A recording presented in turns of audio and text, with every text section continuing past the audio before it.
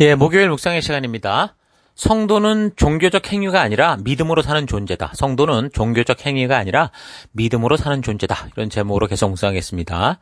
자, 우리는 지금 히브리서를 바르게 이해하기 위한 이 역사적인 배경들과 상황들을 살펴보고 있는데, 어떤 성경을 대하든 이런 과정을 먼저 우리가 살펴야 성경을 통해서 우리에게 말씀하신 하나님의 뜻을 온전히 파악할 수 있는 그런 길과 방향을 잡을 수 있다 그랬습니다. 자, 히브리서는 저자를 유추하기 힘들지만 히브리서의 내용을 통해 살펴볼 때 바울과 누가였을 가능성이 있다고 이제 지금 제가 설명을 해왔는데요.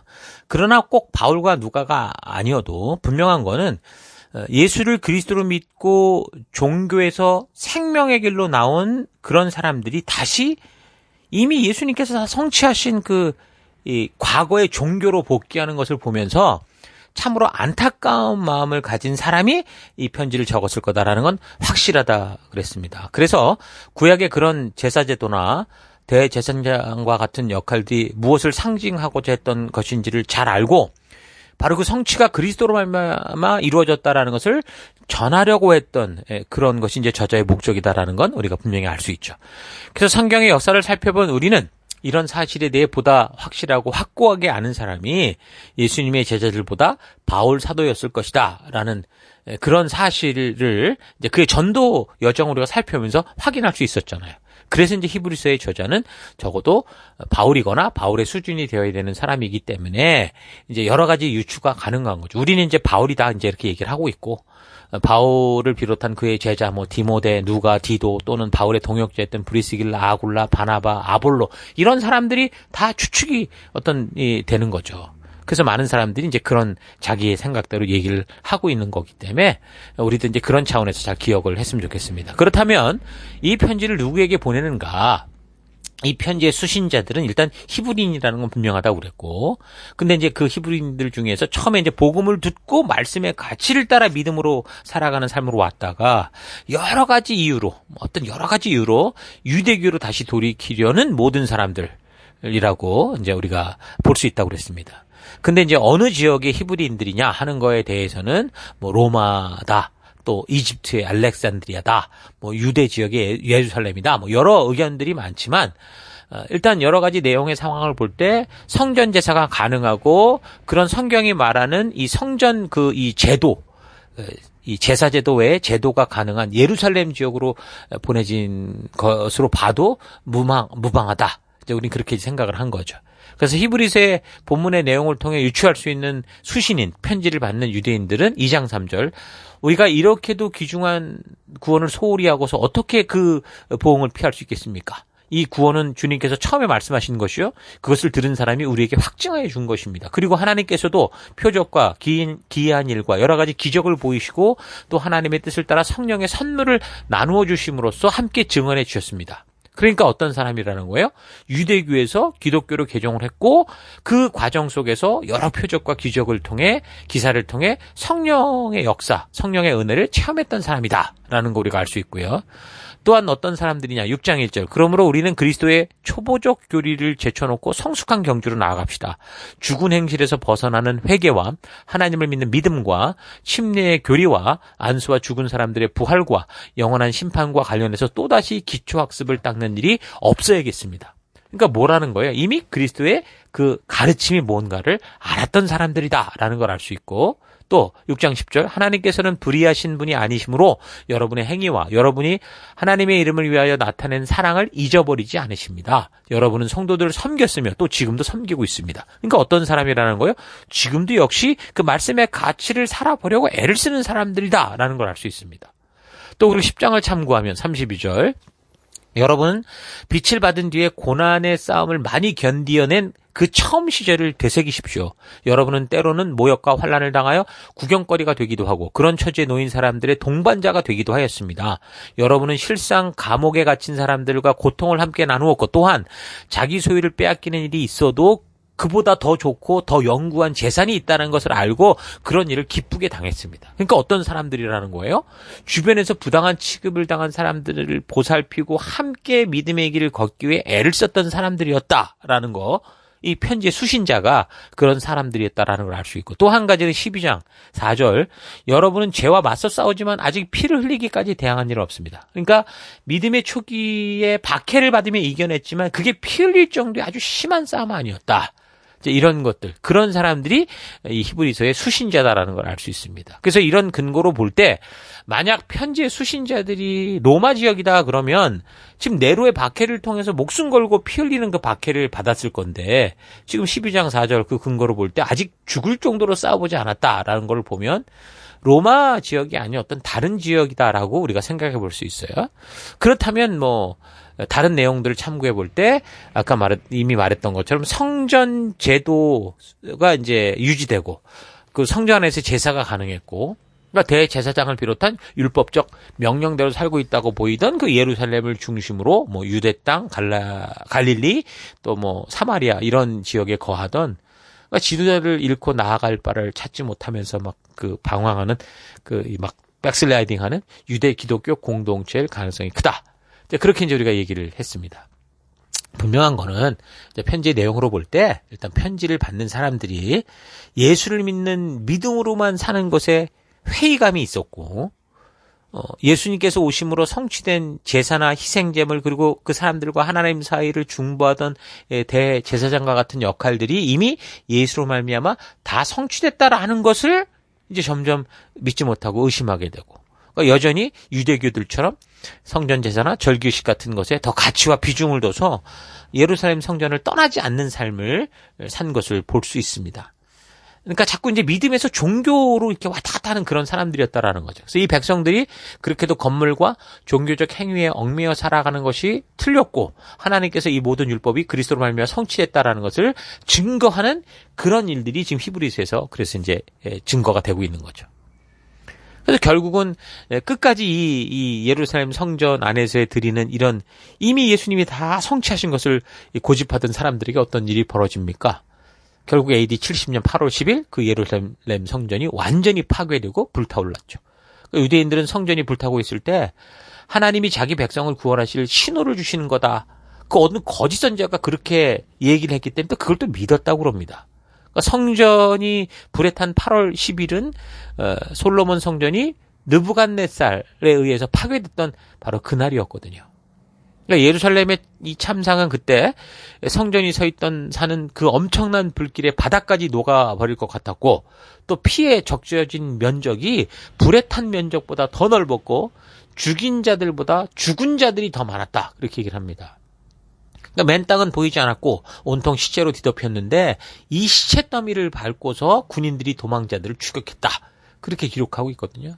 로마의 군인들은 형체를 알아볼 수 없는 그 폐허 위에다가 동문 쪽으로, 예루살렘 그 동문 쪽으로 독수리 기장을 세워놓고 거기다 제사를 드리고 열광적인 함성을 자기네 장군이 티투스였으니까 티투스를 외쳤다라는 거죠. 그래서 이제 많은 사람들이 AD 70년 그렇게 무너지는 예루살렘을 보면서 마태복음 24장에 나오는 그 말씀이 성취됐다. 그렇게도 얘기를 합니다. 그러므로 너희가 선지자 다니엘이 말한 멸망에 가증한 것이 거룩한 것에 선 것을 보거든. 이렇게 얘기를 하거든요. 그러니까 로마의 역사가 타키투스에 의하면 그때 이제 유대 희생자들이 포로와 사망자를 합쳐서 60만 명이다. 그렇게 전합니다. 거의 유대인이지만 예루살렘 거주자보다 유월절을 전후로 한 그런 시기였기 때문에 그 유월절에 예루살렘을 찾았던 이 각 지역에서 왔던 사람들이 대부분이었다. 그렇게 얘기를 합니다. 그러니까 로마가 포위하면서 그냥 그 안에 갇혀버리고 그렇게 다 같이 죽은 거죠. 로마군에 의해서 죽은 자보다 사실 그 포위되어 있는 동안 전염병 그리고 굶어 죽은 사람이 더 많았다고 그러죠. 그리고 17세 이상의 남자 포로는 노예가 돼서 속국으로 다 선물로 보내주고, 또 검투사가 돼가지고 맹수의 먹이가 되고 상대편 칼에 죽고, 그리고 16세 이하의 남녀는 병사들에게 분배됐어요. 그냥 전리품처럼. 병사들은 보너스를 받으셈치고 그들을 성적인 노예로 쓰거나 노예상인에게 팔아먹거나 그랬다라는 거죠. 10만 명의 유대인이 포로가 됐고 그들이 로마로 끌려가가지고 그 세운 그 건축물이 콜로세움이에요. 이것 때문에 콜로세움이 세워졌고 그 안에서 자기들이 세운 그 콜로세움 안에서 맹수들에 의해서 희생제물이 되고, 그러니까 이 콜로세움이라는 게 이렇게 유대인 이 포로들의 피와 땀으로 세워진, 그러니까 1차 반란 이후에 이 끝까지 교회를 이 하나님이 이루신 이 성전 이 의미를 알지 못하고 그걸 고집하던 사람들에 의해서 세워진 거죠. 그 티투스 그 개선문, 로마에 있는 개선문에는 유대에서 빼앗아 온 전리품으로 그 성소의 보물을 새겨 넣은 거고, 또 유대인 역사가 요세푸스의 진술을 정리한 어느 역사가는 뭐라고 말하냐면, 유대 전장의 시작부터 죽은 사람들의 수가 135만 6,460명이다. 포로는 10만 명이다. 이렇게 계산을 합니다.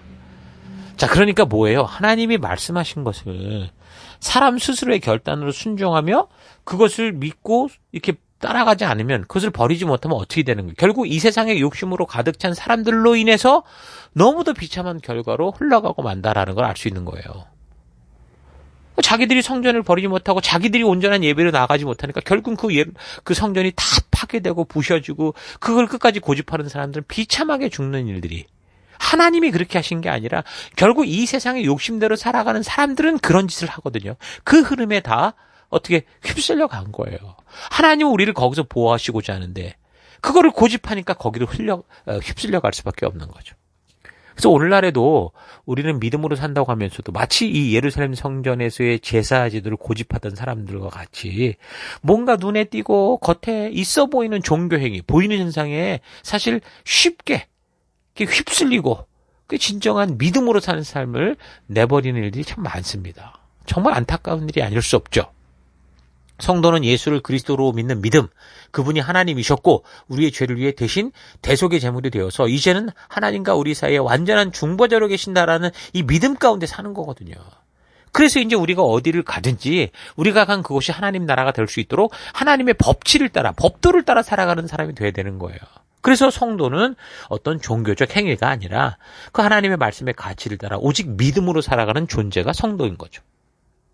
하지만 그렇지 못하고 자꾸 뭔가 신비적인 또 현상에 드러나는 그런 걸로 뭐 불안한 마음을 위로하고 안심을 준다, 그런 착각 속에 빠져서 말은 뭐 교회당을 다니고 믿음으로 산다고 하는데 사실은 종교적 행위에 치우친 그런 삶을 살아가는 그런 일들이 너무도 많아서 안타까운 거죠. 자, 지금 우리가 히브리서는 바로 그렇게 믿음보다 종교적 행위를 중요하게 생각하는 사람들에게 적혀졌다라는 사실을 잊지 마시고, 오늘 우리에게도 그래서 너무 심각한 말씀이다라는 거 잘 기억하면서 우리는 믿음의 어떤 믿음의 길을 걷고 있는지 잘 되돌아봤으면 좋겠습니다. 자, 오늘 하루 나는 하나님께서 그리스도를 통해 다 이루신 일, 예수님께서 십자가상에서 다 이루었다고 외치셨던 그 일들을 지금도 끝까지 붙잡고 뭔가 종교적이어 보이고 현상적이어 보이는 그런 일들에 얽매여서 그런 신앙을 이루어가고 있지는 않은가, 좀 차분히 되돌아봤으면 좋겠습니다. 히브리서라는 편지를 받는 대상들이 믿음의 길에서 다시 종교적인 행위로 되돌아가려는 사람들이었다라는 걸 생각해 볼 때 현재를 살아가는 우리들 안에도 충분히 벌어질 수 있는 현실이다라는 걸 기억하고, 과연 어떤 부분에서 우리가 하나님이 주신 그 사랑을 종교로 바꾸어서 편리한 길을 걷고자 하는지 잘 숙고해 보기 바랍니다. 우리 믿음의 선배들이 목숨을 바쳐서 하나님의 말씀대로 살기 위해 순종하며 그 말씀을 계속되는 주님의 교회의 성도들에게 바르게 전하고자 했듯이, 오늘 이 시대 믿음을 맡은 우리도 우리 하나님의 말씀을 통해 알게 된 이 하나님의 진심을 우리의 다음 세대들에게 바르고 온전히 전하고자 하는 이 믿음의 노력들을 해야 됩니다. 요즘처럼 재미를 위주로 살아가는 세상에서 성도들에게 진정한 하나님의 진리를 전하고 그들의 마음에 새긴다는 것은 쉽지 않은 일이죠. 그러나 포기할 수 없는 길이고 반드시 이루어가야 될 일이다라는 거 잊지 마시고, 종교에 익숙한 삶의 패턴을 주는 게 아니라 하나님의 말씀을 통해 하나님의 진심을 만날 수 있는 진지한 삶의 태도를 주는 우리가 되기를 바랍니다. 하나님이 우리에게 주신 이 믿음의 길은 얼핏 듣는 것처럼 쉽고 편리한 길이 아니라, 복받고 편안하게 사는 게 아니라 정말 목숨 주기까지 심각한 결단이 필요하다라는 잊지 마시고, 우리가 살아가는 곳곳에서 진정한 믿음의 결단들을 통해 더욱더 순결하고 순수한 믿음으로 살아가는 여러분 될 수 있기를 주의 이름으로 축원합니다. 오늘 하루도 힘내십시오. 잠시 기도하겠습니다. 하나님은 우리에게 믿음으로 사는 길을 주셨는데 이 길을 진지하게 생각해 볼 때 우리에게 목숨을 주신 것 같이 우리도 목숨을 내어줄 수 있는 길임에도 너무도 편하고 쉬운 방법들을 찾는 종교의 길을 걷고자 하는 것을 회개합니다. 시련과 박해는 우리를 넘어뜨리는 것이 아니라 굳건하게 하고 순결하게 하는 것이다라는 거 잊지 않고 폭풍 속에서도 오직 우리 주님을 믿는 믿음 안에서 나아가기 원합니다. 시련과 박해보다 오늘날에는 유혹과 왕따가 우리를 시험하는데 더욱더 마음을 주님의 마음의 말씀에 두고 좋은 관계 안에 머물기보다는 하나님 우리가 말씀이 중심이 된 바른 관계로 나아가는 우리가 되기를 원합니다. 그 땅을 살아가면서 여전히 이 세상을 자꾸 종교로 몰아간다라는 거 잊지 않고 오직 믿음으로 살아가는 그런 우리가 되길 원합니다. 내가 되길 원합니다. 오늘이 되길 원합니다. 그 길로 인도하시고 이끄신 하나님 감사드리고 예수님 이름으로 기도했습니다. 아멘.